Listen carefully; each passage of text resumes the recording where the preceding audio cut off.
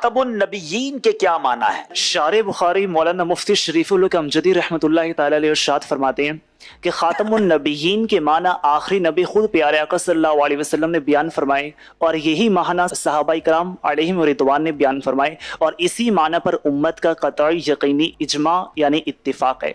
और अगर कोई शख्स ये कहे कि खातमुन नबिय्यीन के आखिरी माना ये महज अवाम का ख्याल है या इसमें कोई फजीलत नहीं या ये मकामी मदहा में जिक्र करने के लायक नहीं, तो ऐसा शख्स बिलाशुबा काफिर है। जी जनाब, ये इतना अहम अकीदा है। पहले एक बात सुन लीजिएगा कि जो अकीदा खत्म नबूवत है ना, ये इतना अहम है कि जिस तरह अल्लाह को एक मानना मुसलमान होने के लिए जरूरी है, इसी तरह सरकार दो आलम अलैहिस्सलाम को अल्लाह का आखिरी नबी मानना भी हमारे ईमान के लिए जरूरी है।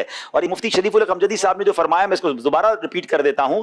आप फरमाते हैं खातमुन नबिय्यीन के माना तो खुद नबी पाक अलैहिस्सलाम ने आखिरी नबी बताया, यानी इसकी डेफिनेशन तो खुद नबी पाक ने बता दी है और यही माना सहाबाए किराम ने भी बताया और इसी पर उम्मत का कतई यकीनी इजमा यानी इत्तिफाक है। इसलिए अगर कोई शख्स ये कहे, आजकल वसवसे फैलाए जा रहे हैं सोशल मीडिया पे, माअल्लाह, अगर कोई ये कहे कि खातमुन नबिय्यीन के माना आखिरी नबी, ये तो आवाम का ख्याल है और इसमें कोई फजीलत नहीं और ये मकाम तारीफ में जिक्र करने के काबिल ही नहीं, तो माअल्लाह ऐसा शख्स दायरा इस्लाम से खारिज हो जाएगा।